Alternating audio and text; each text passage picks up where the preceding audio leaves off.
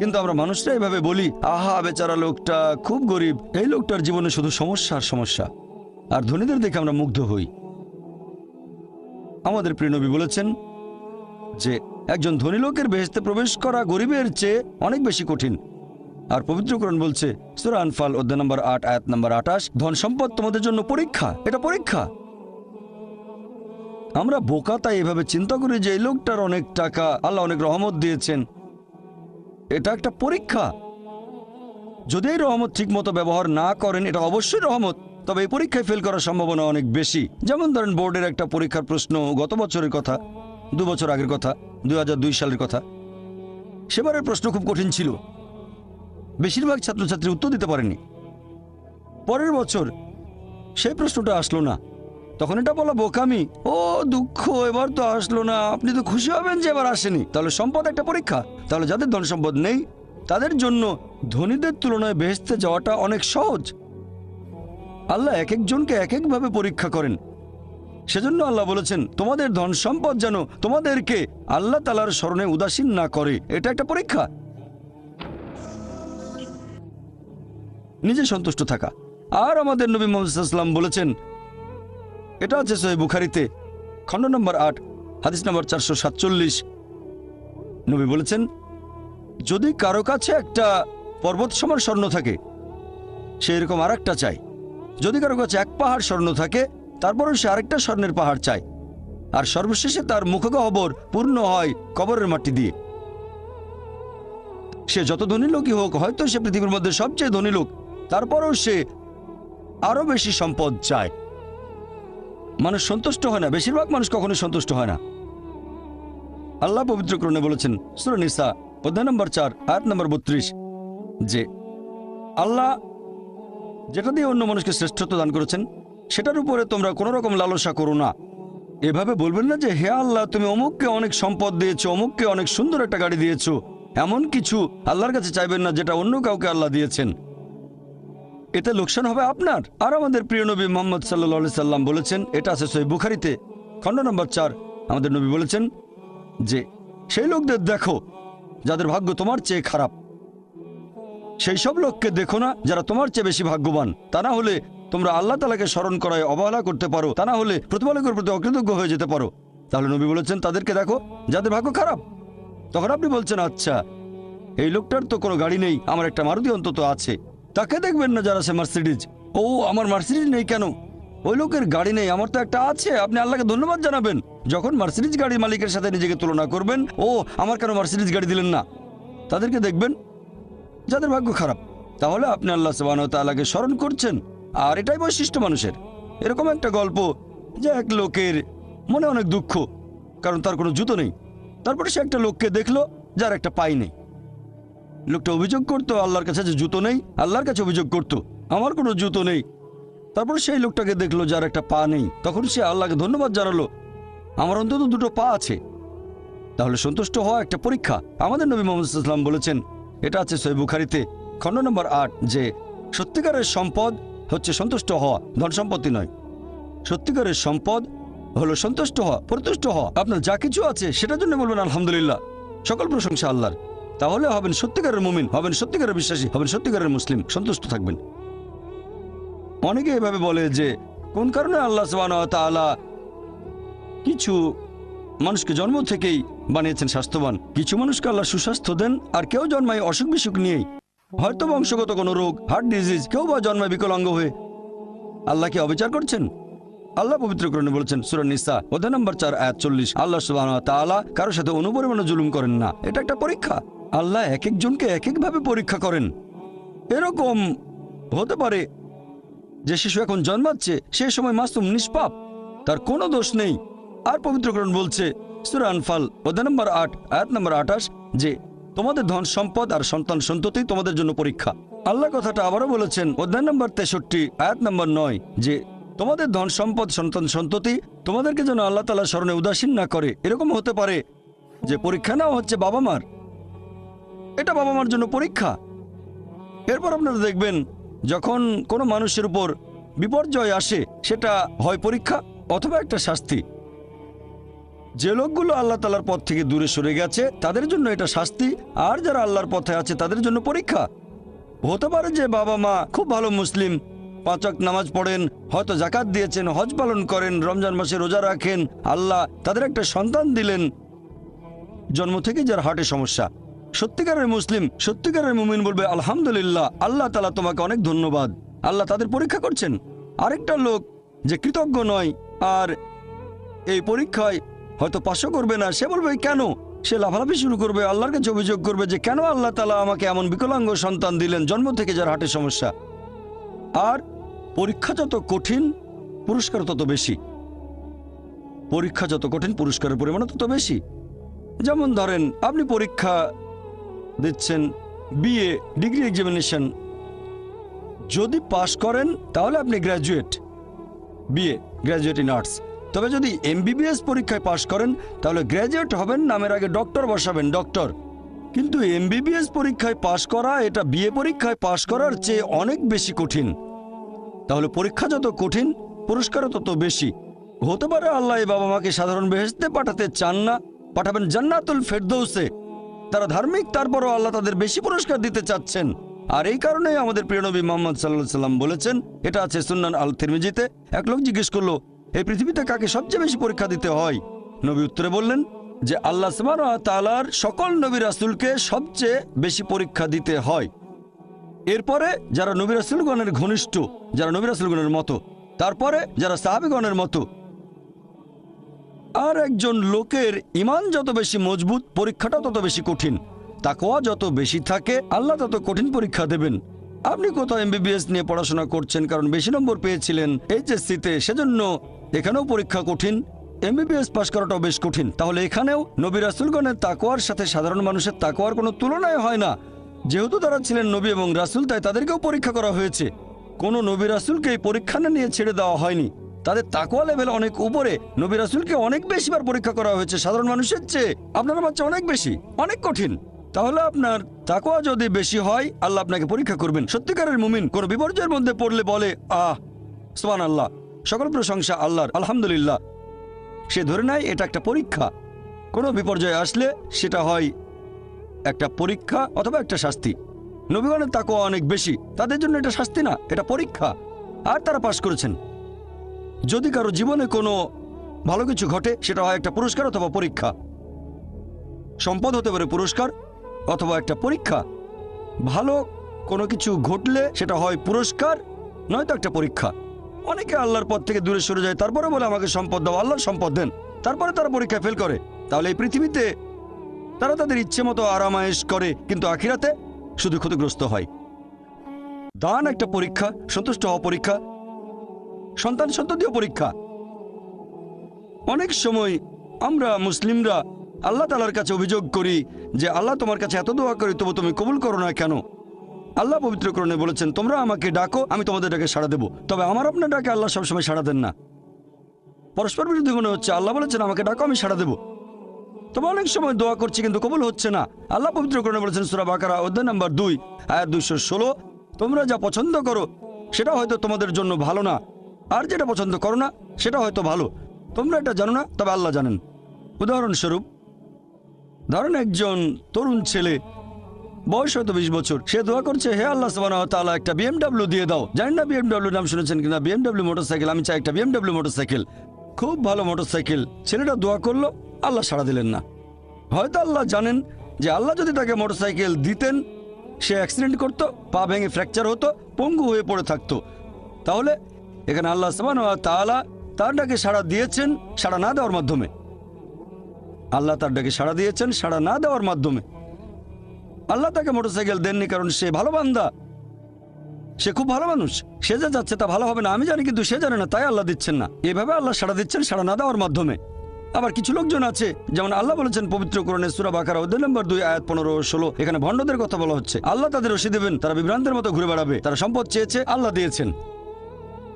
অনেকে আছে যারা আল্লাহর সাথে অন্য কাউকে শরীক করে, তারা বলে অনেক সম্পদ চাই, আল্লাহ তাদের সম্পদ দেন। এটা তাদের জন্য আসলে একটা পরীক্ষা। এভাবে তারা নিজেদের কবর খুঁড়ছে। তাই আমরা কখনোই হতাশ হব না। আল্লাহ তাআলা আছেন সব সময়, আল্লাহর উপর সবসময় ভরসা রাখবেন। সেই কারণেই পবিত্র কোরআন অনুযায়ী আত্মহত্যা হারাম। সূরা নিসা অধ্যায় 4, তোমরা নিজেকে হত্যা করো না, আত্মহত্যা করো না, নিশ্চয়ই আল্লাহ পরম দয়ালু, সাহায্য করবেন, তার উপর ভরসা করবেন। যখন কোনো লোক আত্মহত্যা করে তখন মনে হবে সে অকৃতজ্ঞ, সে ভাবছে আল্লাহ আমাকে অনেক বিপদে ফেলেছে, এটা কোনো সুবিচার না, এভাবে বেঁচে থাকার কোনো মানে হয় না, তাই শেষ করে দেবো। আল্লাহ পবিত্র কোরআনে বলেছেন সূরা বাকারা অধ্যায় নম্বর 2 আয়াত 286, এটা সূরা বাকারার একেবারে শেষ আয়াত, যে আল্লাহ সুবহানাহু ওয়া তাআলা কারো উপরেই তার সাধ্যের অতিরিক্ত বোঝা চাপিয়ে দেন না। আল্লাহ কারো উপরে এমন কোনো বোঝা চাপিয়ে দেন না যেটা তার সাধ্যের অতিরিক্ত। এটা আয়াতের প্রথম অংশ। এই আয়াতটাতে আরো বলা হয়েছে আমরা এই দোয়া করব, ইয়া আল্লাহ সুবহানাহু ওয়া তাআলা আমাদের উপর সাধ্যের অতিরিক্ত বোঝা চাপিয়ে দিও না। আয়াতের প্রথম অংশে আল্লাহ কথা দিয়েছেন যে আমাদের উপর তিনি সাধ্যের অতিরিক্ত বোঝা চাপাবেন না। তাহলে আমরা কেন দোয়া করব যে হে আল্লাহ আমাদের সাধ্যের অতিরিক্ত বোঝা চাপিয়ে দিও না? এর কারণ হচ্ছে আমরা নিজেদের কবর খুঁড়ি, আমরা নিজেদের উপর সাধ্যের অতিরিক্ত বোঝা চাপিয়ে দিই, সমস্যা বাধা আমরাই বলছি অনেক সম্পদ দাও, আল্লাহ দিচ্ছেন। তাই আমরা আল্লাহর কাছে দোয়া করছি আল্লাহ যেন নিজেদের কারণে নিজেদের উপর সাধ্যের অতিরিক্ত বোঝা না চাপিয়ে দেন। আমরা সবসময় আল্লাহ তাআলার উপর ভরসা করব, একমাত্র তার ইবাদত করব, তিনি আমাদের স্রষ্টা। আমাদের অস্তিত্বের পেছনের উদ্দেশ্য হচ্ছে আল্লাহ সুবহানাহু ওয়া তাআলার ইবাদত করা, অন্য কারো নয়। পৃথিবীর জীবন পরকালের জন্য পরীক্ষা, আল্লাহর আদেশ মেনে চলেন আর সন্তুষ্ট থাকেন। যেরকম পরীক্ষায় সামনে পড়ুক, সত্যিকারের মুসলিম সবসময় বলবে আল্লাহকে ধন্যবাদ। সাধারণত আমরা অভিযোগ করি আমাদের এটা নেই, আমাদের ওটা নেই। জীবনের জন্য সবচেয়ে গুরুত্বপূর্ণ জিনিস কি? কেউ বলবে খাবার, কেউ বলবে পানি, সবচেয়ে গুরুত্বপূর্ণ বাতাস। কয়েক মিনিটের জন্য নিঃশ্বাস বন্ধ করেন, মারা যাবেন। আমাদের মধ্যে কেউ কি আল্লাহ সুবহানাহু ওয়া তাআলাকে জন্য ধন্যবাদ জানিয়েছেন যে বাতাস দিয়েছো সেজন্য অনেক ধন্যবাদ? আমাদের মধ্যে কতজন এটা করেছে? আমরা কি এটা বুঝতে পারছি? ফ্রি বাতাস তো ফ্রি পাচ্ছি আর কি। আমরা শ্রদ্ধা করবো আল্লাহ তাআলার নিদর্শনগুলোকে, শ্রদ্ধা করবো আল্লাহর নিয়ামতগুলোকে। এবারে শেষ পয়েন্টটা নিয়ে বলি যে আল্লাহ সুবহানাহু ওয়া তাআলা কেন এই পৃথিবী সৃষ্টি করলেন, এই পৃথিবী সৃষ্টির উদ্দেশ্যটা আসলে কি? আল্লাহ পবিত্র কোরআনে বলেছেন সূরা ইব্রাহিম অধ্যায় নম্বর 14 আয়াত 32 ও 33 যে আল্লাহ সুবহানাহু ওয়া তাআলা আকাশমণ্ডল ও পৃথিবী সৃষ্টি করেছেন আর আকাশ থেকে পানি বর্ষণ করান, এর সাথে দিয়েছেন ফলমূল। তিনি নৌযানকে মানুষের অধীন করেছেন যাতে সেগুলো আল্লাহর বিধানে সমুদ্রে বিচরণ করে। তিনি মানুষের কল্যাণে নিয়োজিত করেছেন নদীসমূহকে। তিনি তোমাদের জন্য সৃষ্টি করেছেন চাঁদ ও সূর্য, তোমাদের জন্য সৃষ্টি করেছেন রাত ও দিন। তাহলে বিশ্বজগতের এইসব সৃষ্টি এগুলো করেছেন মানুষের জন্য। আল্লাহ এই পুরো বিশ্বজগৎ সৃষ্টি করেছেন মানুষের জন্য। আর এটা আমাদের দায়িত্ব যে আমরা আল্লাহ সুবহানাহু ওয়া তাআলাকে ধন্যবাদ জানাবো এইসব নিয়ামতের জন্য। ধন্যবাদের পাশাপাশি আমাদের দায়িত্ব যে আমরা এই সব কিছুর যত্ন নেব। এই কারণেই আল্লাহ সুবহানাহু ওয়া তাআলা পশু পাখি সৃষ্টি করেছেন। তবে পশু হত্যা করা এটা নিষিদ্ধ, প্রাণী হত্যা নিষিদ্ধ। মুহাম্মদ সাল্লাল্লাহু আলাইহি ওয়াসাল্লাম একটা হাদিস বলছে টার্গেট প্র্যাকটিসের জন্য পশু পাখি হত্যা করো না। হ্যাঁ, যেসব পশুর মাংস খেতে আল্লাহ সুবহানাহু ওয়া তাআলা অনুমতি দিয়েছেন সেটা আমরা খেতে পারি, আল্লাহ যেভাবে বলেছেন সেই নিয়মে, যেভাবে নবী বলেছেন। তবে টার্গেট প্র্যাকটিস, এরকম অনেক লোক দেখি যারা এই নিয়মগুলো ধ্বংস করতে চায়, টার্গেট প্র্যাকটিস করে আর বিভিন্ন পশুর মাথা ঝুলিয়ে রাখে তাদের ড্রয়িং রুমে। আল্লাহ সৃষ্টি করেছেন পাহাড় পর্বত, আমরা সেগুলো জয় করতে চাই, মাউন্ট এভারেস্টের চূড়ায় উঠি। এ পর্যন্ত অনেক মানুষ মারা গেছে, প্রতি বছর মাউন্ট এভারেস্টে উঠতে গিয়ে অনেক মানুষ মারা গেছে। আমরা এই নিয়ামতের জন্য আল্লাহ সুবহানাহু ওয়া তাআলাকে ধন্যবাদ জানাই না। যদিও আল্লাহ তাআলা পবিত্র কোরআনে বলেছেন উট সৃষ্টি করা হয়েছে তোমাদের জন্য, ভার বহনের জন্য, যদিও এগুলো আমাদের জন্য সৃষ্টি করা হয়েছে, আমরা এদের ভালোবাসবো, শ্রদ্ধা করব। এরকম অনেক সহিহ হাদিস আছে, অনেক। একটা হাদিস আছে সহিহ বুখারীতে খণ্ড নম্বর 3 যে একবার একজন মানুষ একটা তৃষ্ণার্ত কুকুরকে পানি খেতে দিয়েছিল, কুয়ার কাছে গিয়ে মোজাই করে পানি এনেছিল, আর এই কাজের জন্য তাকে বেহেশতে দাখিল করা হলো। সহিহ বুখারীতে আছে আরেকটা হাদিস খণ্ড নম্বর 4 একবার এক পতিতা একটা তৃষ্ণার্ত কুকুরকে পানি খেতে দিয়েছিল, এজন্য সে বেহেশত পেল। এক সাহাবা প্রশ্ন করলেন যে কুকুরকে পানি খাওয়ালেও কি আমরা পুরস্কার পাবো? নবী বললেন অবশ্যই, কেন না। চিন্তা করেন যে পশুটাকে ঘরের ভেতরে ঢুকতে নিষেধ করা হয়েছে, যদি সেই পশুকেও পানি খেতে দেন আল্লাহ সেজন্য পুরস্কার দেবেন। একটা হাদিস বলছে একজন বৃদ্ধ মহিলা এক বিড়ালকে বেঁধে রেখে খাবার দিত না, আল্লাহ তাকে দোজখে পাঠালেন। কেন সে বিড়ালটাকে বেঁধে রাখলো, খাবার দিল না? অন্ততপক্ষে বিড়ালটাকে ছেড়ে দিলেও তো সে শিকার করে খেতে পারতো। আর আমাদের এক্সিবিশনে এরকম একটা পোস্টার আছে, আরো অনেক পোস্টার। তাহলে আমরা পশু পাখিকে ভালোবাসবো, যত্ন করব। এছাড়াও গাছপালা লতাপাতা আমরা খেতে পারি যখন প্রয়োজন আমাদের, তবে বিনা কারণে আমরা কোনো গাছপালা কাটবো না, এমনকি যুদ্ধের সময়ও নবী মুহাম্মদ সাল্লাল্লাহু আলাইহি ওয়াসাল্লাম বলেছেন যে তোমরা গাছ কেটে ফেলো না, শস্যে আগুন ধরিয়ে দিও না। তাহলে এগুলো সবই আল্লাহ সুবহানাহু ওয়া তাআলার সৃষ্টি। আর আল্লাহ পবিত্র কোরআনে বলেছেন সূরা আদিয়াত অধ্যায় নম্বর 100, আল্লাহ তাআলা যুদ্ধের সময়ের ঘোড়া সম্পর্কে আল্লাহ এখানে বলেছেন যে ঘোড়া জোড়ে সৈন্যরা যুদ্ধে যায়। আল্লাহ এখানে শপথ করছেন আর বলছেন সূরা আদিয়াত আয়াত 1, 2, 3, 4 আল্লাহ বলেছেন এই ঘোড়াগুলোর খুরের আঘাতে আগুনের ফুলকি ছোটে, সে সময় ধুলোর মেঘ আকাশে ওড়ে, তারা শত্রু দলের ভেতরে ঢুকে পড়ে। বলা হচ্ছে আল্লাহ এখানে শপথ করছেন এই ঘোড়াগুলোকে নিয়ে, যুদ্ধের ময়দানের ঘোড়া, তাদের মধ্যে কোনো রকম ভয় নেই, কারণ তারা তাদের প্রভুর নির্দেশ মানে। যে মানুষটা ঘোড়ার পিঠে থাকে সেই মানুষটার জন্য তারা শত্রু দলের ভেতরে ঢুকে পড়ে। শত্রুর হাতে তরবারি বা অন্যান্য যত অস্ত্রই থাকুক না কেন, সেই ঘোড়া তারপরে সামনে এগিয়ে যায়, কারণ সে প্রভুর নির্দেশ মেনে চলে। আল্লাহ এখানে শপথ করছেন এই ঘোড়াগুলোকে নিয়ে। তারপর আল্লাহ তাআলা বলছেন তবে মানুষ অবশ্যই অকৃতজ্ঞ। তার মানে যুদ্ধের ঘোড়া প্রভুর আদেশ মানতে গিয়ে মরার জন্য প্রস্তুত। এই কারণে ঘোড়াটা মারা যেতে পারে, তারপরও প্রভু আদেশ দিয়েছে বলে এগিয়ে যাচ্ছে। সামনে হয়তো অস্ত্র হাতে শত্রু দাঁড়িয়ে আছে, সামনে গেলে সে মারা যেতে পারে, তারপরে এটা প্রভুর আদেশ। তবে মানুষ যাতে অকৃতজ্ঞ, মোটেও কৃতজ্ঞ নয়। সে কারণে এই পৃথিবীর প্রত্যেকটা মানুষের দায়িত্ব হচ্ছে পৃথিবীর জীবনের এই উদ্দেশ্য পূরণ করা যে আমাদের কোন কারণে সৃষ্টি করা হয়েছে। আল্লাহ সুবহানাহু ওয়া তাআলা আমাদের সৃষ্টিকর্তা, পরম করুণাময়, পরম দয়ালু, পরম ক্ষমাশীল, পরম ন্যায় বিচারক। তাই প্রত্যেকটা মানুষের দায়িত্ব আমরা আল্লাহ সুবহানাহু ওয়া তাআলার ইবাদত করব, আল্লাহ ব্যতীত কারো ইবাদত করব না। আর আমাদের ইহকালের এই জীবন পরকালের জন্য একটা পরীক্ষা। যদি আল্লাহর আদেশ মেনে চলি বেহেশতে যেতে পারবো, যদি না মানি পরীক্ষায় ফেল করব, জাহান্নামে যেতে হবে। আর আমরা সেই সব নিয়ামতগুলো যত্ন নেব যেগুলো আল্লাহ আমাদের দিয়েছেন। আমার লেকচার শেষ করার আগে কোরআনের একটা আয়াতের উদ্ধৃতি দিচ্ছি। সূরা আলে ইমরান অধ্যায় নম্বর 3 আয়াত 110 বলা হয়েছে, কুনতুম খায়রা উম্মাতিন উখরিজাত লিন-নাস, হে মুসলিম তোমরা শ্রেষ্ঠ উম্মত, মানব জাতির জন্য আবির্ভূত। আমাদের বলা হয়েছে খায়রা উম্মাহ, শ্রেষ্ঠ উম্মত। যখনই কোনো সম্মান পাবেন তখনই আপনাকে দায়িত্ব পালন করতে হবে। দায়িত্ব পালন না করলে সম্মান পাবেন না। আর দায়িত্বের কথা এই আয়াতেই আছে। আল্লাহ বলেছেন তা'মিরুনা বিল মারুফি ওয়া তানহাউনা আনিল মুনকার ওয়া তু'মিনুনা বিল্লাহ, কারণ তোমরা সৎ কাজে নির্দেশ দাও, অসৎ কাজে নিষেধ করো এবং আল্লাহকে বিশ্বাস করো।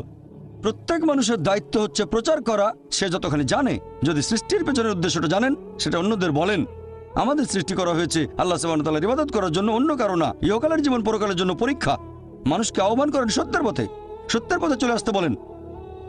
তা'মিরুনা বিল মারুফি ওয়া তানহাউনা আনিল মুনকার, অর্থাৎ মানুষকে বলবেন ভালো কাজ করতে আর খারাপ কাজ করতে বাধা দেবেন। এটা প্রত্যেক মুসলিমের দায়িত্ব, দাওয়া দেয়া বাধ্যতামূলক। যদি আমরা সৎ কাজের নির্দেশ না দেই আর যদি মানুষকে অসৎ কাজে বাধা না দেই তাহলে নিজেদের মুসলিম বলার যোগ্য নই, বলতে পারবো না আমরা খায়রা উম্মাহ, শ্রেষ্ঠ উম্মত। কোরআনের একটা আয়াত বলে আমার লেকচার শেষ করছি। সূরা নাহল অধ্যায় 16 আয়াত 125 বলা হয়েছে, উদু ইলা সাবিলি রাব্বিকা বিল হিকমা ওয়াল মুআযিজাতিল হাসানা ওয়াজাদিল বিল্লাতি আহসান, মানুষকে তোমার প্রতিপালকের কথা আহ্বান করো হিকমত ও সদুপদেশ দ্বারা এবং তাদের সাথে তর্ক করো, তাদের যুক্তি দেখাও উত্তম ও গ্রহণযোগ্য পন্থায়। ওয়া আখিরি দাওয়ানা আলহামদুলিল্লাহি রাব্বিল আলামিন। এখন আমরা শুরু করব প্রশ্নোত্তর পর্ব। অনুষ্ঠান শুরু করার আগে এই পর্বের নিয়মকানুনগুলো বলি, যাতে করে এই সীমিত সময়টাকে সঠিকভাবে ব্যবহার করতে পারি। আপনাদের সামনে 4টা মাইক, যে কোনো একটার পেছনে লাইন দিয়ে দাঁড়ান। একটা মাইক রয়েছে মহিলাদের জন্য, পুরুষদের জন্য 3টা মাইক। একটা মাইক আছে পেছনে, একটা আমার ডান দিকে আর একটা এদিকে আমার বাম পাশে। আপনারা প্রশ্ন করার সময়ে দয়া করে আপনাদের নাম এবং পেশা বলবেন। মনে রাখবেন, এখানে প্রশ্ন করবেন, কোনো লেকচার দেবেন না। তাই প্রশ্ন করার সময় আপনারা সংক্ষিপ্ত আর যথাযথভাবে করবেন। আমি ভলান্টিয়ারদের অনুরোধ করব, যারা মাইকের পাশে আছেন আপনারা দয়া করে প্রথমেই সুযোগ দেবেন অমুসলিম ভাইদের, যারা লাইনে দাঁড়িয়ে আছেন ডক্টর জাকিরকে প্রশ্ন করার জন্য। অমুসলিম ভাইয়েরা সামনে এগিয়ে আসুন। প্রশ্ন করার ক্ষেত্রে অমুসলিম ভাইদের আগে সুযোগ দেওয়া হবে। জাকির বললেন, ঈশ্বর আমাদের সৃষ্টিকর্তা, তিনি কেবলমাত্র একজন। 2 নম্বর, ঈশ্বর মানুষকে সৃষ্টি করেছেন তার ভালোবাসা থেকে। 3 নম্বর, ঈশ্বর কাউকে করেছেন ধনী বা গরিব, স্বাস্থ্যবান বা অসুস্থ, এই সবই আসলে পরীক্ষা। একইভাবে খ্রিস্টানরা বিশ্বাস করে ঈশ্বর কেবলমাত্র একজন। 2 নম্বর, ঈশ্বর মানুষকে সৃষ্টি করেছেন তার ভালোবাসা থেকে। 3 নম্বর, ইসলাম ধর্মের মতোই এই সব কিছু দিয়ে আসলে পরীক্ষা করা হচ্ছে। এখন আমি আপনার কাছ থেকে এটা জানতে চাচ্ছি, ভুল বুঝবেন না, আমি খ্রিস্টান নই। ভাই আপনি প্রশ্ন করলেন যে খ্রিস্টান ধর্মে ওইটা আছে ইসলামের মতো যে ঈশ্বর একজন, ঈশ্বর তার সৃষ্টিকে ভালোবাসেন, আর আপনি প্রশ্ন করলেন এখানে পার্থক্যটা কি? খ্রিস্টান ধর্ম আর ইসলামের পার্থক্য জানতে চান নাকি? এদের পার্থক্য না, আপনি এটা আমাকে কিভাবে বোঝাবেন? একটু আগেই আপনি বললেন ইসলাম ধর্ম বাদে অন্য কোনো ধর্মের ইবাদতই গ্রহণ করা হবে না। আচ্ছা আচ্ছা ভাই, সুন্দর প্রশ্ন করেছেন। এবার আপনার প্রশ্নটা বোঝা যাচ্ছে।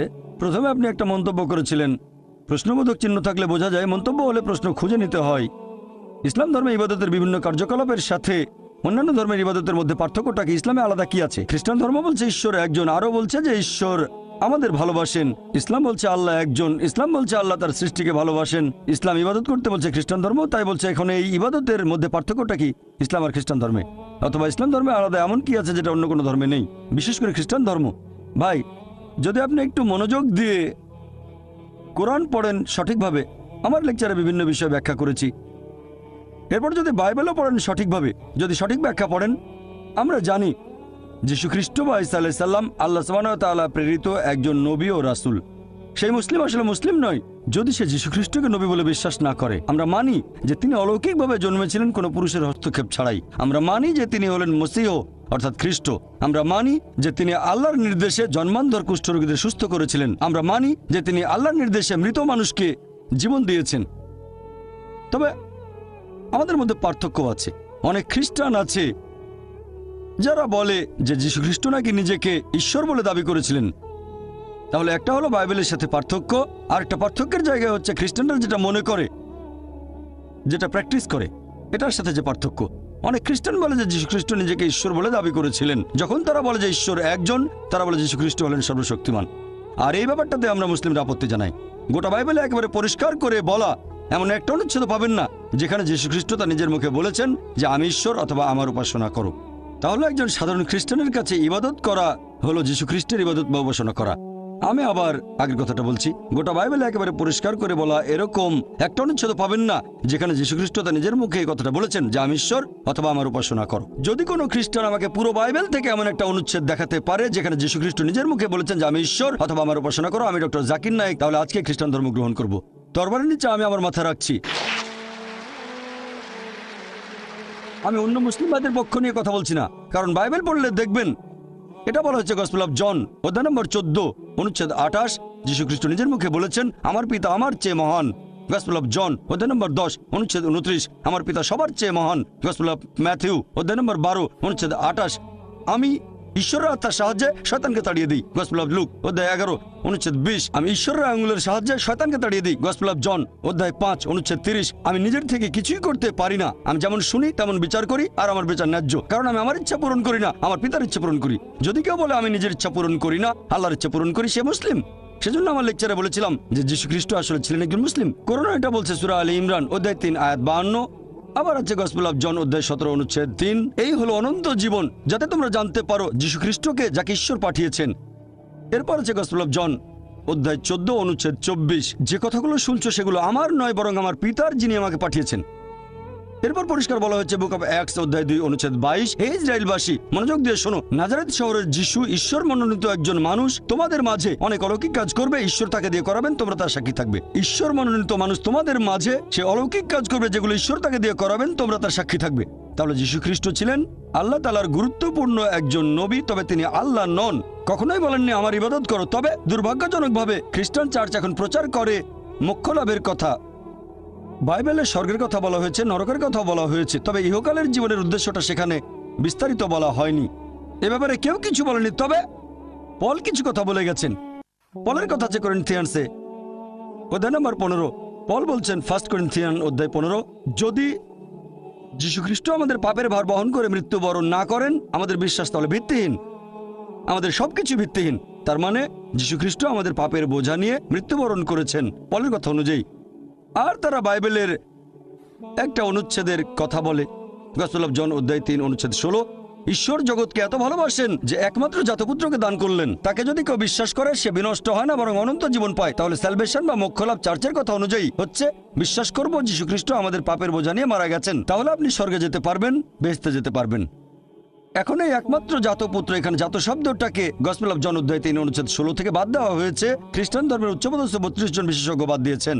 নতুন ভার্সনে শব্দটা নেই, তাদের অভিযোগ এটা বানানো গল্প, পরে ঢোকানো হয়েছে, ওখানে ছিল না।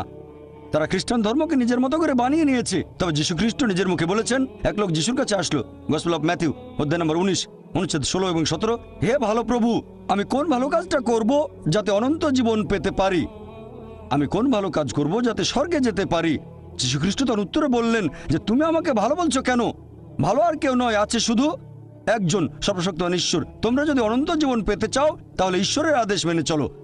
যিশু বলেননি যে তোমরা যদি বেহেশতে যেতে চাও তাহলে বিশ্বাস করতে হবে আমি তোমাদের পাপ বহন করেছি। তিনি একথা কখনোই বলেননি, বলেছেন ঈশ্বরের আদেশ মানো। আর যীশু খ্রিস্ট নিজের মুখে বলেছেন বাইবেলের গসপেল অফ ম্যাথিউ অধ্যায় 5 অনুচ্ছেদ 17 থেকে 20, তোমরা ভেবো না যে আমি আগের নবীদের বিধি ব্যবস্থা ধ্বংস করতে এসেছি। আমি এগুলো ধ্বংস করতে আসিনি, এসেছি পূরণ করতে। আকাশ ও পৃথিবী লোপ না হওয়া পর্যন্ত এই বিধি ব্যবস্থার একটা বিন্দু বিসর্গ লোপ পাবে না, সবই পূর্ণ হবে।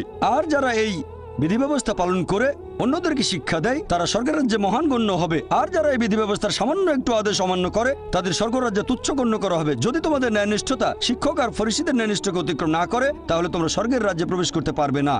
যদি ভালো খ্রিস্টান হতে চান তাহলে ঈশ্বরের সব আদেশ মানতে হবে, যে ঈশ্বর কেবলমাত্র একজন, মূর্তি পূজা করবো না, মুসা আলাইহিস সালাম যেগুলো করতে বলেছিলেন। তাহলে দেখতে পাচ্ছেন বাইবেল নিয়ে যদি গবেষণা করেন দেখবেন সেখানে মাত্র একজন ঈশ্বরের কথা আছে, ট্রিনিটি না।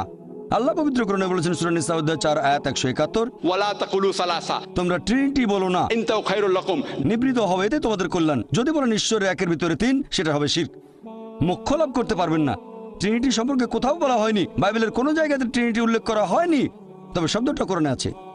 সূরা নিসা অধ্যায় 4 আয়াত 171, তো ছাড়াও আছে সূরা মাইদা অধ্যায় 5 আয়াত নাম্বার 73, বলা হয়েছে لقد كفر الذين قالوا ان الله ثالث ثلاثة। তারা কুফরি করছে, ধর্মের অবমাননা করছে যারা বলে যে আল্লাহ তিনের মধ্যে একজন। বাইবেলের কোনো জায়গায় ট্রিনিটি শব্দটা ব্যবহার করা হয়নি, এর কাছাকাছি শব্দটা আছে ফার্স্ট এপিস্টল অফ জন অধ্যায় 5 অনুচ্ছেদ 7, বলা হয়েছে স্বর্গের রাজ্যে 3 জন হিসাব লিপিবদ্ধ করেন, পিতা পুত্র পবিত্র আত্মা, আর এরা 3 জন এক। এখন বাইবেলের এই অনুচ্ছেদটা খ্রিস্টান ধর্মের উচ্চপদস্থ 32 জন বিশেষজ্ঞ বাইবেল থেকে বাদ দিয়েছেন, কারণ তাদের মতে এটা বানানো গল্প, পরে ঢুকানো হয়েছে। এই শব্দটা কখনোই এখানে ছিল না। তাহলে ট্রিনিটি শব্দের কাছাকাছি যে অনুচ্ছেদ, ট্রিনিটি বলা হয়নি তবে কাছাকাছি, সেটাকে বাদ দিয়েছেন কারণ এটা বানানো গল্প। তাহলে বুঝতে পারছেন, যদি যাচাই করতে চান কোনটা সঠিক বাইবেলে, তখন দেখবেন ফুরকান, এটাই হলো মানদণ্ড। এই মানদণ্ডই বলবে কোনটা সঠিক কোনটা বেঠিক। যদি তুলনা করে দেখেন আর খ্রিস্টানদের বাইবেল পড়েন, বাইবেলে কখনোই বলা হয়নি যে যীশু খ্রিস্ট সর্বশক্তিমান ঈশ্বর। বলা হয়েছে কেবল এক ঈশ্বরের উপাসনা করবেন। যীশু খ্রিস্টকে জিজ্ঞেস করা হয়েছিল যে ঈশ্বরের প্রথম আদেশটা কি, এটা আছে গসপেল অফ মার্ক অধ্যায় নম্বর 12 অনুচ্ছেদ 29, বলা হয়েছে। এখন খ্রিস্টানদের বাইবেল পড়ে দেখবেন আমাদের জীবনের সঠিক উদ্দেশ্য বলা হয়নি, এটা অস্পষ্ট। আর খ্রিস্টানদের চার্চ পলের শিক্ষাগুলো গ্রহণ করেছে। সেন্ট পল বলেছেন যদি বিশ্বাস করো যিশু তোমার পাপ নিয়ে মারা গেছেন তাহলে তুমি স্বর্গে যেতে পারবে। তারপর যা খুশি করেন, চুরি করেন, ধর্ষণ করেন, যে কোনো অপরাধ করতে পারেন, যদি আমার পাপের বোঝা নিয়ে যীশু খ্রিস্ট ক্রুশবিদ্ধ হয়ে মৃত্যুবরণ করে থাকেন তাহলে আমি যা খুশি করতে পারি।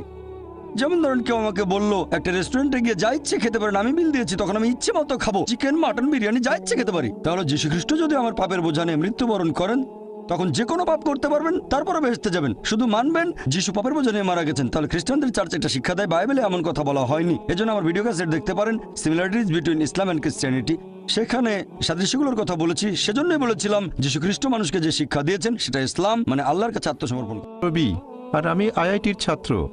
আপনি বললেন ভালোবাসার কথা।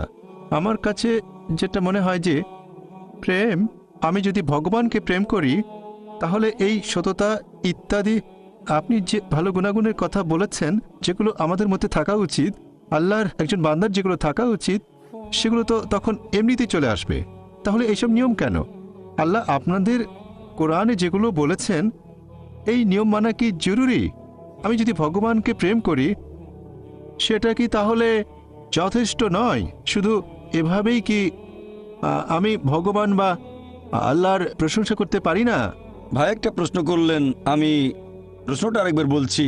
আপনি বললেন যে ঈশ্বর ভালোবাসেন আর মানুষ ঈশ্বরকে ভালোবাসেন, আর ঈশ্বরকে ভালোবাসলে যে সব গুণের কথা বলেছিলাম, সততা, দানশীলতা, এগুলো অটোমেটিক্যালি চলে আসবে। তাহলে এটার কি প্রয়োজন আছে যে আমরা আল্লাহ তাআলার নির্দেশ মানব যেগুলো আছে কোরআনে? এটার কি দরকার আছে? ভাই, যদি সবকিছু অটোমেটিক্যালি চলে আসে তাহলে আপনিও অটোমেটিক্যালি কোরআনের নির্দেশগুলো মানবেন। তবে সবাই কিন্তু সবকিছু অটোমেটিক্যালি পায় না, বুঝতে পারলেন? তাহলে আল্লাহ যেটা চান, আপনি যদি সৃষ্টিকর্তাকে ভালোবাসেন, যেমন ধরেন আমি বললাম আমার মাকে আমি ভালোবাসি, আমি আমার মাকে ভালোবাসি, আমার মা আমাকে বলল বাচ্চা আমার মিথ্যে বলো না, আমি বললাম মাকে ভালোবাসি, কিন্তু মিথ্যে বললে ক্ষতি কি?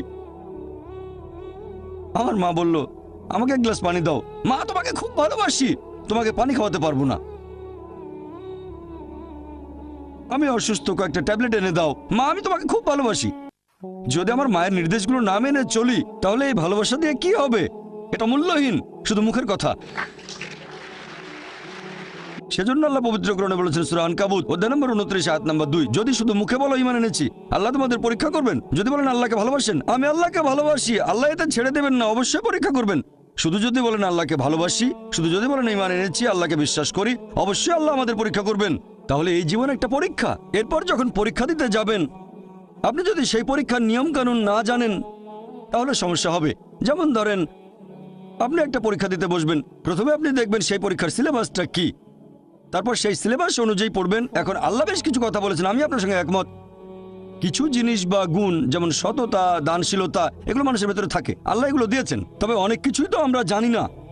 মদপান না করাটা ভেতরে থাকে না, দানশীলতার ব্যাপারটা মানুষের ভেতরে থাকে, মানে থাকতে পারে। যেমন কাউকে অত্যাচার করলে আপনার খারাপ লাগতে পারে, কিছু জিনিস আমাদের ভেতরে থাকে। জুয়া না খেলাটা ভেতরে থাকে না। তাহলে কিছু জিনিস ভেতরে আছে আর কিছু নেই। আমাদের যেটা করতে হবে, আমরা আল্লাহ সুবহানাহু ওয়া তাআলার নির্দেশগুলো সব মেনে চলবো। আর আল্লাহ বলেছেন এই জীবন একটা পরীক্ষা। তাহলে আপনি যদি আল্লাহর আদেশগুলো পড়ে না দেখেন, পরীক্ষা পাশ করবেন কিভাবে? আমি কেন এই কোরআন পড়তে বলছি? কারণ এই হলো একমাত্র বই যেটা আল্লাহ তাআলার আসমানি কিতাব, যেটা এখন অবিকৃত অবস্থায় আছে। স্যার উইলিয়াম মেয়র কথা অনুযায়ী, যিনি ইসলামের একজন কড়া সমালোচক, তিনিও লিখতে বাধ্য হয়েছেন মানে তার সামনে অপশন ছিল না। পৃথিবীতে আর কোনো ধর্মগ্রন্থ নেই পবিত্র কোরআনের মতো, যেটা 1200 বছর ধরে অবিকৃত অবস্থায় আছে। তিনি এটা বলেছেন 200 বছর আগে। ইসলামের সমালোচক হয়েও তার কোনো অপশন ছিল না, মিথ্যে বলতে পারেননি, তাই এটা লিখেছেন। আপনারা যদি আল্লাহ সুবহানাহু ওয়া তাআলার সবগুলো আসমানি কিতাব একটু ভালো করে দেখেন, আল্লাহ অনেক ওহী পাঠিয়েছেন। আমরা এরকম 4টার নাম জানি, তাওরাত, জাবুর, ইনজিল আর কোরআন। তাওরাত হলো সেই আসমানি কিতাব যেটা নাজিল হয়েছিল মুসা আলাইহিস সালামের উপর। জাবুর হলো সেই আসমানি কিতাব যেটা নাজিল হয়েছিল দাউদ আলাইহিস সালামের উপর। ইনজিল হলো সেই আসমানি কিতাব যেটা নাজিল হয়েছিল যিশু আলাইহিস সালামের উপর। আর কোরআন হলো সেই আসমানি কিতাব যেটা নাজিল হয়েছিল সর্বশেষ চূড়ান্ত নবী মুহাম্মদ সাল্লাল্লাহু আলাইহি সাল্লামের উপর। আর আল্লাহ পবিত্র কোরআনে বলেছেন সূরা রদ অধ্যায় 13 আয়াত নম্বর 38, আমি প্রত্যেক যুগে ওহী প্রেরণ করেছি। অনেক আসমানি কিতাব নাজিল হয়েছে, সময়ের সাথে সাথে সেগুলো বিকৃত হয়ে গেছে। একমাত্র যে আসমানি কিতাব এখন অবিকৃত অবস্থায় আছে সেটা পবিত্র কোরআন। সেজন্য আমি বলেছি, যদি আল্লাহর সত্যিকারের আদেশগুলো মেনে চলতে চান তাহলে কোরআন পড়েন। আর আপনি যদি হিন্দু হন, জিজ্ঞেস করতে পারেন এটা কিভাবে প্রমাণ করবেন। সেজন্য আমার লেকচার শুনবেন, অনুষ্ঠিত হবে 18 জানুয়ারি রবিবার, সিমিলারিটিজ বিটুইন হিন্দুইজম অ্যান্ড ইসলাম। মাইকে আমার নাম প্রসন্ন, এমবিবিএস এর ছাত্র। স্যার, আপনি বললেন যে প্রয়োজন ছাড়া পশু হত্যা করা ঠিক না, টার্গেট প্র্যাকটিস বা শিকারের জন্য। বর্তমানে পৃথিবীতে একজন মানুষ ভেজিটেরিয়ান হয়েও সুস্থভাবে আর সুন্দরভাবে থাকতে পারে। তাহলে শুধুমাত্র খেতে সুস্বাদু বলে এই পশুদের হত্যা করা আপনার মতে সঠিক না ভুল? ভাই প্রসন্ন খুব সুন্দর প্রশ্ন করেছেন, আর টপিকের সাথে খুবই প্রাসঙ্গিক। আমি আমার লেকচারে বলেছি পশু পাখি হত্যা করা উচিত না, তারা আল্লাহর সৃষ্টি, যদি না খাওয়ার প্রয়োজন হয়। টার্গেট প্র্যাকটিস করবেন না। তাহলে মুসলিমরা কেন পশু হত্যা করে? ভেজ খেয়ে সুস্থ থাকতে পারে আপনার মতে, এমবিবিএস এর একজন ছাত্র। তাহলে শুধু ভালো স্বাদের জন্য কেন প্রাণী হত্যা? ভাই 1 নম্বর পয়েন্ট, একজন মুসলিম পুরো ভেজিটেরিয়ান হয়েও খুব ভালো মুসলিম হতে পারে। কোরআনের কোনো আয়াত বা কোনো হাদিস বলছে না যে এটা বাধ্যতামূলক, এটা ফরজ ননভেজ খাওয়া, পশুর মাংস। ভেজিটেরিয়ান হয়েও আপনি খুব ভালো মুসলিম হতে পারেন। তবে আল্লাহ সুবহানাহু ওয়া তাআলা পবিত্র কোরআনে বলেছেন সূরা মাইদা অধ্যায় নম্বর 5 আয়াত নম্বর 1, তোমাদের জন্য খাদ্য সব চতুষ্পদ প্রাণী যেগুলো তোমাদের জন্য হালাল, সেই সব চতুষ্পদ তোমাদের জন্য হালাল, উল্লেখিত পশুগুলো বাদে। আল্লাহ বলেছেন সূরা নাহাল অধ্যায় নম্বর 16 আয়াত নম্বর 5 যে আল্লাহ তোমাদের জন্য চতুষ্পদ জন্তু সৃষ্টি করেছেন যাতে তোমরা তাদের মাংস খেতে পারো। পবিত্র কোরআনে সূরা মুমিনুন অধ্যায় 23 আয়াত 21 যে নিশ্চয়ই গবাদি পশু তোমাদের জন্য একটি নিদর্শন, কারণ তাদের শরীরের ভেতর থেকে তোমাদের জন্য দুধ উৎপাদন করি, এতে তোমাদের জন্য উপকারিতা আছে, আর এদের মাংস তোমরা খেতে পারো। সৃষ্টিকর্তা আল্লাহ সুবহানাহু ওয়া তাআলা আমাদের অনুমতি দিয়েছেন এই মাংস আমরা খেতে পারবো, তাহলে আমরা কেন খাবো না? এবার আপনার যুক্তিটাতে আসি যে এই গবাদি পশুর মাংস, আপনি তো এমবিবিএস এর ছাত্র, আমিও মেডিকেল ডাক্তার, এমবিবিএস পাস করেছি। এমবিবিএস এর ছাত্র হিসেবে এটা হয়তো পড়েছেন, আমি জানি না, ফার্স্ট ইয়ারে পড়ে থাকতে পারেন আপনি, যে কিছু অ্যামিনো অ্যাসিড আমাদের শরীরে সংশ্লেষিত হয় না, এগুলোকে বলা হয় এসেনশিয়াল অ্যামিনো অ্যাসিড। এরকম 8টা অ্যামিনো অ্যাসিড। এখন এই 8টা অ্যামিনো অ্যাসিড খাবারের মাধ্যমে সরবরাহ করা হয়। খাবারের মাধ্যমে সরবরাহ করা না হলে শরীরে ক্ষতি হতে পারে। পৃথিবীর কোনো ভেজিটেবলে আপনি এই 8টা অ্যামিনো অ্যাসিডের সবগুলো পাবেন না, এরকম নেই। একমাত্র যে খাবার এই 8টা অ্যামিনো অ্যাসিডের সবগুলো সরবরাহ করে থাকে, সেটা হচ্ছে মাংস, মাছ, মাংস জাতীয় খাবার। মাংস জাতীয় খাবারে থাকে প্রচুর প্রোটিন, অনেক ভিটামিন, প্রচুর আয়রন থাকে। এটা স্বাস্থ্যকর। তবে আমি জানি যে আপনি ননভেজ খাবার না খেয়েও স্বাস্থ্যবান থাকতে পারবেন। অবশ্যই এটা সম্ভব। আপনি সুষম খাদ্য খেলেন, নিয়মিত চেক আপ করালেন ইত্যাদি, সম্ভব বলছি না স্বাস্থ্যবান হতে পারবেন না। তবে খাবারটা যখন স্বাস্থ্যকর তখন খাবেন না কেন?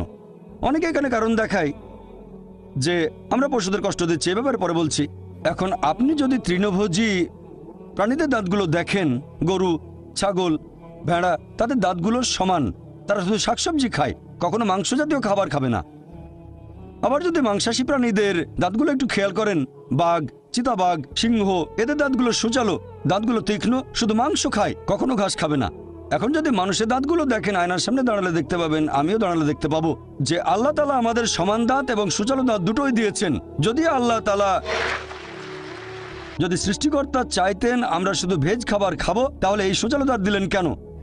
এখন আপনি মেডিকেল ছাত্র, সুচালো দাঁত মাংস খাওয়ার জন্য? এতেই প্রমাণ হয় আল্লাহ এটা দিয়েছেন ননভেজ খাবার খাওয়ার জন্য। এছাড়াও তৃণভোজী প্রাণীদের যে পরিপাকতন্ত্র, যেমন গরু, ছাগল, ভেড়া মাংস হজম করতে পারে না, শুধু শাকসবজি হজম করতে পারে। এরপর মাংসাশী প্রাণীদের পরিপাকতন্ত্র, বাঘ, চিতাবাঘ, সিংহ শুধু মাংস হজম করতে পারে, শাকসবজি হজম করতে পারে না। তবে আমাদের মানুষদের যে পরিপাকতন্ত্র, আপনি মেডিকেল ছাত্র তাই জানেন, আমরা ভেজ ননভেজ দুটোই হজম করতে পারি, ভেজিটেবল মাংস দুটোই হজম করতে পারি, মাংস হজম হয়। যদি আল্লাহ চাইতেন আমরা শুধু ভেজ খাবারই খাবো, তাহলে দুটোই হজম করতে পারা পরিপাকতন্ত্র কেন আমাদের দিলেন? দিয়েছেন এগুলো খাওয়ার জন্য। এবার আপনার প্রশ্নটা, অনেকের মধ্যে ভুল ধারণা আছে। হিন্দুদের অনেকেই ভাবে যে হিন্দু ধর্মগ্রন্থ ননভেজ খাবার খাওয়ার অনুমতি দেয় না। কোরআনের উদ্ধৃতি দিয়েছি, যদি আপনি হিন্দু ধর্মগ্রন্থ পড়েন, যদি পড়েন মনুস্মৃতি অধ্যায় নম্বর 5, মনুস্মৃতি অধ্যায় 5 অনুচ্ছেদ 30 এবং 31, বলা হয়েছে যে তুমি যদি কোনো পশুর মাংস খাও যেটার মাংস খাওয়ার জন্য, তাহলে কোনো পাপ করছো না, কারণ সর্বশক্তিমান ঈশ্বর কিছু পশুকে করেছেন খাদক এবং কিছুকে খাদ্য। মনুস্মৃতি অধ্যায় 5 অনুচ্ছেদ 31, যে তুমি যদি কোনো পশুকে বলি দাও, পশু উৎসর্গ করো, তুমি কোনো পাপ করছো না। মনুস্মৃতি অধ্যায় 5 অনুচ্ছেদ 39-40 বলা হয়েছে যে সর্বশক্তিমান ঈশ্বর কিছু পশুকে বানিয়েছেন উৎসর্গ করার জন্য, তাই উৎসর্গ করা পশুকে বলি দিলে হত্যা করা হবে না। মনুস্মৃতি অধ্যায় 5 অনুচ্ছেদ 41-42 বলছে যে একজন ব্রাহ্মণ যার জ্ঞান আছে আর যে সজ্ঞানে কোনো পশুকে উৎসর্গ করে, তাহলে সেই পশু স্বর্গে যাবে আর সেই ব্রাহ্মণও স্বর্গে যাবে। এরপর আছে ঋগ্বেদে গ্রন্থ নম্বর 10 অনুচ্ছেদ 27 পরিচ্ছেদ 2, এক লোক বলছে আমি যুদ্ধ করতে যাচ্ছি, আমি ফিরে আসলে বড় একটা ষাঁড় প্রস্তুত রেখো।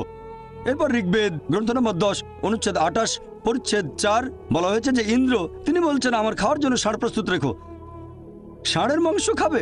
এরপর যদি পড়েন মহাভারত অনুশাসন পর্ব অধ্যায় নম্বর 88, সেখানে পড়লে দেখবেন কথাটা মনুস্মৃতিতেও আছে। অধ্যায় নম্বর 3 অনুচ্ছেদ 266 থেকে 277, যুধিষ্ঠির জিজ্ঞেস করলো ভীষ্মকে আমরা কি উৎসর্গ করব আজকের যজ্ঞে, মানে পূজায় উৎসর্গ হিসেবে, যাতে আমাদের পূর্বপুরুষেরা সন্তুষ্ট থাকবেন। তখন ভীষ্ম উত্তরে বললেন যে তুমি যদি শাকসবজি দাও, ভেজিটেবল, আমাদের পূর্বপুরুষরা সন্তুষ্ট থাকবেন 1 মাস, যদি মাছ দাও সন্তুষ্ট থাকবেন 2 মাস, যদি মাংস দাও সন্তুষ্ট থাকবেন 3 মাস, যদি খরগোশ দাও তাহলে সন্তুষ্ট থাকবেন 4 মাস, যদি ছাগলের মাংস দাও সন্তুষ্ট থাকবেন 5 মাস, শূকরের মাংস দিলে 6 মাস, হরিণের মাংস দিলে 7 মাস, আর পাখির মাংস দিলে 8 মাস। এভাবে আরো অনেক বলা হয়েছে। এটা হিন্দুদের ধর্মগ্রন্থ। এছাড়া আরো বলা হয়েছে মহিষের মাংস দিলে সন্তুষ্ট থাকবেন 11 মাস, যদি গরুর মাংস দাও তাহলে 12 মাস, আর গন্ডারের মাংস দিলে সারা জীবনের জন্য। তাহলে হিন্দুদের ধর্মগ্রন্থ এটা বলছে। হিন্দুদের বিভিন্ন ধর্মগ্রন্থ আমাদের অনুমতি দিয়েছে যে আমরা ননভেজ খেতে পারবো, এমনকি গরুর মাংস। এটা আমার কথা না, সবগুলো রেফারেন্স বলেছি আমি, চেক করে দেখতে পারেন, এটা পুরোপুরি সঠিক। এবারে লজিক্যাল কারণটা একটু দেখি যে আমাদেরকে কেন পশু পাখির বিভিন্ন ক্ষতি করতে হবে। আমরা তো ননভেজ খাবার খেয়েই বেঁচে থাকতে পারি। মানুষ একটা লজিক দেখায় যে পশু হত্যা করা খুব বড় অপরাধ, আর একটা গাছ হত্যা করা কম অপরাধ, কারণ গাছের জীবন নেই, এটাই তাদের লজিক। আগেকার হিন্দু মুনি ঋষিরা ননভেজ খেতেন, গরুর মাংস তারা খেতেন, তবে তাদের প্রভাবিত করেছে জৈনরা। তাদের অহিংসা নীতি এরকম বলে যে গাছের কোনো জীবন নেই, তাই গাছপালা খাওয়া পশু হত্যা করার চেয়ে অনেক কম অপরাধ। তবে এখন আমি জানি যে গাছপালার জীবন আছে, এখন তাদের লজিক বদলে গেছে। বলে আচ্ছা ভাই জাকির, মানলাম গাছের জীবন আছে, তবে গাছ ব্যথা অনুভব করতে পারে না, তাই গাছ হত্যা পশু হত্যা করার চেয়ে কম অপরাধ। এখন বিজ্ঞান আরও উন্নত হয়েছে, আর আমরাও জানতে পেরেছি যে গাছপালাও ব্যথা অনুভব করে। গাছপালার নার্ভাস সিস্টেম আছে, ব্যথা অনুভব করে, গাছ কাঁদতেও পারে, অনেক সময় খুশি হয়, আবার কখনো দুঃখ পাই। তবে গাছপালার কান্না আমরা মানুষরা শুনতে পাই না, কারণ মানুষ যে তরঙ্গের শব্দ শুনতে পারে সেটা 20 সাইকেল পার সেকেন্ড থেকে 20,000 সাইকেল পার সেকেন্ড পর্যন্ত। এর নিচে বা উপরে মানুষ শুনতে পায় না। আপনারা হয়তো সাইলেন্ট ডগ হুইসেল দেখেছেন, কুকুর 40,000 পার সেকেন্ড পর্যন্ত শুনতে পারে। তাহলে এই হুইসেলের শব্দটা মানুষের শ্রবণযোগ্য তরঙ্গের উপরে, মানে 20,000 সাইকেল পার সেকেন্ডের উপরে, তবে 40,000 সাইকেল পার সেকেন্ডের নিচে। মালিক হুইসেল বাজালে মানুষ শুনতে পাবে না, কিন্তু কুকুর শুনে চলে আসবে। এখন গাছপালাও কাঁদে, কিন্তু আমরা শুনতে পাই না। কান্না শুনতে পাই না, তার মানে এই না যে তাদের অত্যাচার করব, যদি এটাকে অত্যাচার বলেন। একবার এক লোক বলেছিল যে ভাই জাকির, আমি মানছি গাছপালার জীবন আছে, গাছপালা ব্যথা অনুভব করে, তবে গাছপালার ইন্দ্রিয় মাত্র 2-3টা, পশু পাখির 5টা ইন্দ্রিয়। এজন্য গাছ হত্যা করাটা ছোট অপরাধ পশু হত্যার চেয়ে। আমি বললাম আচ্ছা ভাই, তর্কের খাতিরে আপনার কথা মানলাম, গাছে 2টো ইন্দ্রিয়, পশু পাখির 5টা আছে। এখন ধরেন আপনার এক ভাই জন্ম থেকেই বোবা আর কালা, 2টো ইন্দ্রিয় কম, বলতে পারে না, শুনতে পারে না। বড় হওয়ার পরে একটা লোক তাকে মেরে ফেললো, তখন কি জজের কাছে গিয়ে বলবেন, ও মাই লর্ড, খুনিকে একটু কম শাস্তি দেবেন কারণ আমার ভাইয়ের 2টো ইন্দ্রিয় কম ছিল? আপনি তো বলবেন ওকে আরো বেশি শাস্তি দেন, আমার ভাই মাসুম, একেবারে নিষ্পাপ, আমার ভাইকে মারলো কিভাবে? ইসলামিক লজিক এভাবে বলে না যে 2টো ইন্দ্রিয় কম বা বেশি। আল্লাহ পবিত্র কোরআনে বলেছেন সূরা বাকারা অধ্যায় 2 আয়াত 168, তোমাদের যে ভালো খাদ্যবস্তু দিয়েছি তা থেকে তোমরা আহার করো, ভালোটা খাবেন, খারাপটা খাবেন না। খেয়াল করলে দেখবেন যে গবাদি পশু যদি হত্যা না করেন, গবাদি পশুর জীবনচক্র বেশ ছোট, দ্রুত বংশ বিস্তার করে এরা। খাবারের জন্য গবাদি পশু হত্যা না করলে একসময় মাত্রাতিরিক্ত গবাদি পশু সমস্যা হয়ে দাঁড়াবে। গরু, ছাগল, ভেড়া খুব দ্রুত বংশ বিস্তার করে এরা। আর একজন ভারতীয় যদি ননভেজ খাবার খেতে না চায় তাতে আমার কোনো সমস্যা নেই। আপনি ননভেজ না খেতে চাইলে আমার তাতে কোনো সমস্যা নেই, ব্যক্তিগতভাবে আমি খুশি, কারণ সব ভারতীয় আর হিন্দুরা ননভেজ খাওয়া শুরু করলে তো মাংসের দাম অনেক বেড়ে যাবে। এবারের প্রশ্ন মহিলাদের মধ্য থেকে আমি দেখতে পাচ্ছি। আপনারা এবার সুযোগ পাবেন। বোন, আপনি প্রশ্ন করুন। আসসালামু আলাইকুম। এই প্রশ্নটা আসলে টপিকের সাথে প্রাসঙ্গিক নয়, তবে আমাদের এক বোন এই ব্যাপারে আপনার মতামতটা জানতে চাচ্ছেন। আমরা ছেলে মেয়েদের সেকুলার স্কুলে পাঠাচ্ছি, এতে করে তারা ইসলামী মূল্যবোধ থেকে দূরে সরে যাচ্ছে। যদিও অনেক বোন মনে করেন ছেলে মেয়েদের সেকুলার স্কুলে পাঠালে কোনো সমস্যা নেই যদি তারা বাসায় ইসলামী শিক্ষা পায়। আপনি কি বলবেন? বোন, আপনি প্রশ্ন করলেন, আমিও একমত এটা টপিকের বাইরে, তবে চেয়ারপারসন অনুমতি দিয়েছেন, আমিও উত্তর দেব। আপনি প্রশ্ন করলেন যে আমাদের ছেলে মেয়েদের সেকুলার স্কুলে পাঠানো ঠিক হবে কিনা, আর ইসলাম শিখবে বাসায়। বোন, এই সেকুলার শব্দের মানে ঈশ্বরের সাথে কোনো সম্পর্ক নেই। যদি আপনার ছেলেকে কোনো সেকুলার স্কুলে পাঠান, সেকুলার মানে ঈশ্বর যেখানে গৌণ, তবে বুঝতে পারছি আপনি নন ইসলামিক স্কুলের কথা বলছেন, খ্রিস্টান মিশনারি স্কুল ইত্যাদি, তবে সেকুলার মানে ঈশ্বরের সাথে কোনো সম্পর্ক নেই। যদি এমন স্কুলে পাঠান যেখানে ঈশ্বরের গুরুত্ব নেই, তারা নাস্তিক, তাহলে সমস্যা হবে। স্কুলে শেখাবে ঈশ্বর নেই, বাসায় শেখাবেন ঈশ্বর আছে, বিরোধ তৈরি হবে, সন্তান তখন সমস্যায় পড়বে। এটা বাদে যদি অন্য কোনো স্কুলে পাঠান যারা ভুল জিনিস শেখায়, যারা আল্লাহ ব্যতীত অন্য কারো উপাসনা করা শেখায়, যেমন খ্রিস্টানরা প্রতিদিন সকালে যীশু খ্রিস্টের উপাসনা করে, বাসায় শেখালেন যীশু খ্রিস্টকে উপাসনা করা শিরক, সন্তান দ্বিধাদ্বন্দ্বে পড়ে যাবে। আপনি কি করছেন জানেন? এখানে সন্তানের জন্য সমস্যা তৈরি করছেন। এখানে তাই আমরাই, বাবা মায়ের দায়িত্ব সন্তানকে এমন পরিবেশ দেয়া যেটা হবে সঠিক পরিবেশ। এখানে সন্তানকে বেঁধে ফেলছেন, হাত পা বেঁধে সুইমিং পুলে নামিয়ে দিয়ে বলছেন এবার সাঁতার কাটো। কিভাবে সাঁতার কাটবে? তাই বোন, আমি এখানে বলবো পার্থিব জ্ঞান আমাদের কাজে লাগবে, এটা গুরুত্বপূর্ণ। মানুষ জাতির উদ্দেশ্যে কোরআনে আল্লাহ তাআলার প্রথম নির্দেশ সূরা ইকরা অধ্যায় 96 আয়াত নম্বর 1, সেটা ইকরা মানে পাঠ করো, মানে শিক্ষিত করা। আমাদের প্রিয় নবী বলেছেন এটা সব মুসলিমের জন্য আবশ্যিক, হোক পুরুষ বা নারী জ্ঞান আহরণ করবে। তাহলে জ্ঞান অর্জন আবশ্যিক, দুটোই প্রয়োজন, ধর্মীয় শিক্ষা পাশাপাশি পার্থিব শিক্ষা, এই দুটোই গুরুত্বপূর্ণ। তবে সাবধান থাকবেন পার্থিব শিক্ষা গ্রহণ করার সময় ধর্মীয় শিক্ষা যেন পিছিয়ে না পড়ে। আর এখানে দুটোই থাকতে হবে। ভালো হয় সন্তানকে এমন স্কুলে পাঠান যেখানকার শিক্ষার সাথে বিরোধ নেই আল্লাহ সুবহানাহু ওয়া তাআলার নির্দেশের।